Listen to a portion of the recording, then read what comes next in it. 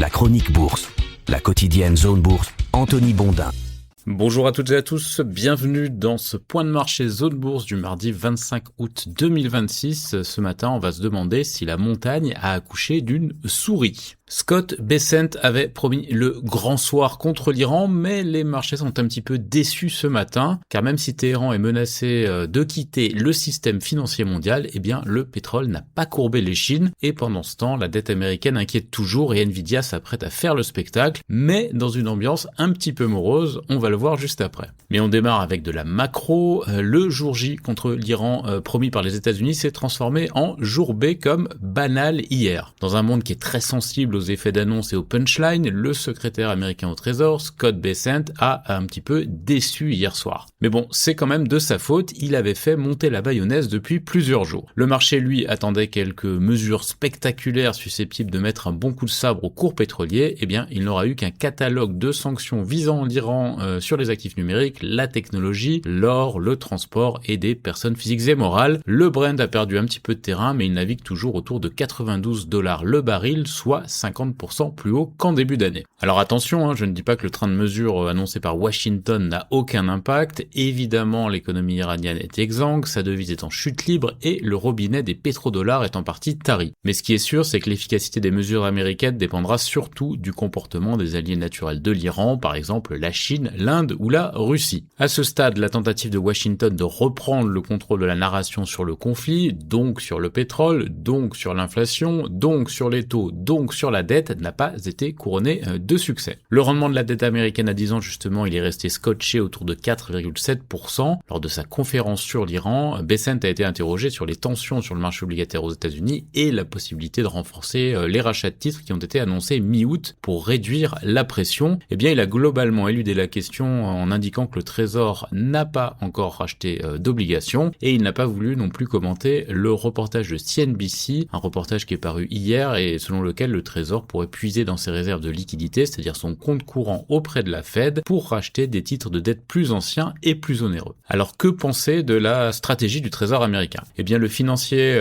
Ed Yardeni y voit une ressucée de l'opération Twist, une stratégie qui avait été utilisée par la Fed pour faire baisser les taux d'intérêt à long terme sans augmenter la taille de son bilan. Comment elle fait ? Eh bien elle vend des bons du Trésor à court terme et utilise le produit pour acheter des obligations à long terme, ce qui soutient leur prix et réduit évidemment leur rendement. Cette technique avait été expérimentée en 1961, ça date pas d'hier, puis elle a été relancée en 2011 avec un impact a priori positif puisque ça aurait fait baisser le rendement des treasuries à 10 ans de 15 à 25 points de base. Ainsi, Yardeni pense que l'idée de Bessent pourrait être une sorte de twist piloté par le Trésor plutôt que par la Fed, avec des rachats accrus d'obligations à 10-30 ans, potentiellement financés en partie grâce aux liquidités du compte du Trésor de la Fed. Ce qui est sûr, c'est que cette stratégie du secrétaire au Trésor suscite une grosse controverse aux États-Unis. Le puissant fonds Citadel a qualifié cette politique de répression obligataire et le gestionnaire de fonds spéculatifs Stanley Druckenmiller, présenté comme le mentor de Bessent par la presse américaine, a pour sa part signé une tribune dans le Wall Street Journal sous le titre « Laissons le marché obligataire s'exprimer ». Et là, je vous rappelle que les investisseurs n'aiment pas beaucoup les signaux envoyés par les politiques qui sont forcés d'intervenir pour rééquilibrer le marché, sauf bien sûr quand il s'agit de leur sauver la peau en période de panique. Cette nervosité persistante vis-à-vis de la dette américaine depuis quelques semaines vient se télescoper avec les montagnes russes estivales des valeurs liées à l'IA. D'ailleurs, il y a un lien entre les deux, la frénésie d'investissement est naturellement plus coûteuse avec des taux directeurs élevés qu'avec des taux au plancher, et ça rend les entreprises plus exposées à un retournement de conjoncture. Exemple parlant, pour souscrire à une obligation classique de CoreWeave, un des principaux opérateurs de centres de données, eh bien les investisseurs exigent une rémunération de 9 à 10% pour de la dette à 5 ans, c'est considérable évidemment.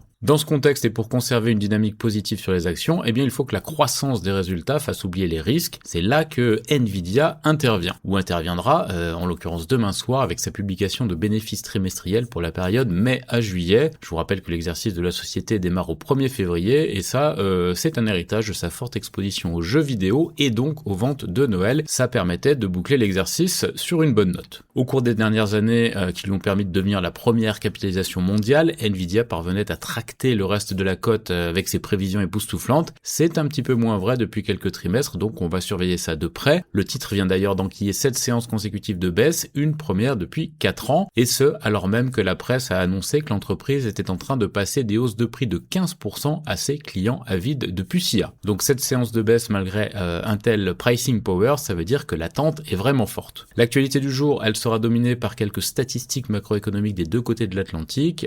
Côté société, eh bien l'actualité est relativement calme, comme on le verra juste après. En Asie-Pacifique ce matin, la journée avait plutôt mal démarré pour les semi-conducteurs dans le sillage de la baisse de 1% du Nasdaq 100 hier, et les choses se sont améliorées en fin de parcours. Le Nikkei 225 est repassé en territoire positif, il gagnait plus 0,2% ce matin. Le Kospi et le Hang Seng ne lâchaient que 0,2%. L'Australie, elle, poursuit son ascension de 0,6%. L'Europe est attendue en vert clair dans les premiers échanges après une consolidation hier sur certains marchés. Dans l'actu des sociétés, donc, en France, Saint-Gobain renforce ses positions en Amérique latine via 2 initiatives dans la chimie de la construction au Pérou et la construction légère au Brésil. Eiffage remporte 2 contrats pour des unités de valorisation énergétique à Limoges et à Grenoble pour un total de 393 millions d'euros, dont 162 millions d'euros pour le groupe. La foncière Volta a finalisé le rachat de ses obligations et Focus Entertainment, la filiale de Pull Up Entertainment, a signé un partenariat avec Maverick Games pour l'édition du jeu Clutch. Ailleurs en Europe,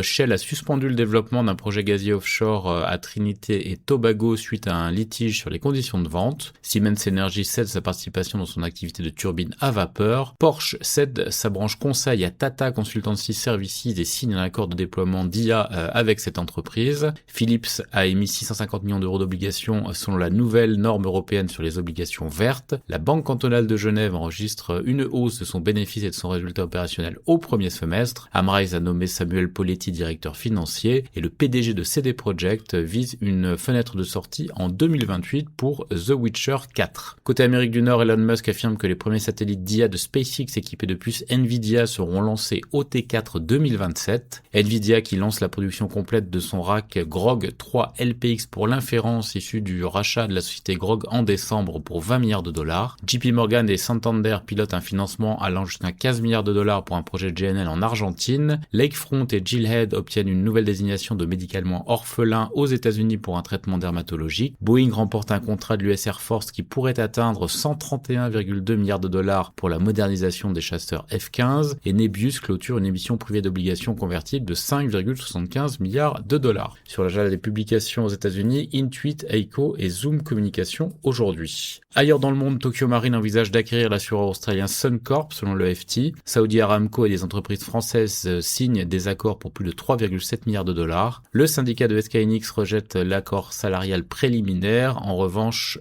c'est bon du côté du syndicat de Hyundai. Le bénéfice de PDD recule de 12% au T2. Vale et BHP ont conclu un accord d'indemnisation avec 19 municipalités brésiliennes supplémentaires pour la rupture du barrage de Mariana. Hanwha Aerospace lance une filiale GNL aux États-Unis pour bâtir une chaîne de valeur énergétique mondiale. La division robotique de Xpeng a levé 900 millions de dollars lors d'un tour de table soutenu par Tencent et Alibaba. Et Sumitomo Mitsui Trust crée une coentreprise au Vietnam dans la gestion d'actifs. On a quelques publications de résultats en Asie Pacifique, donc Spring, Woodside, Goldfields, CGN Power, Wuxi Biologics ou encore Coles. C'est terminé pour ce point de marché, je vous souhaite une excellente journée à toutes et à tous.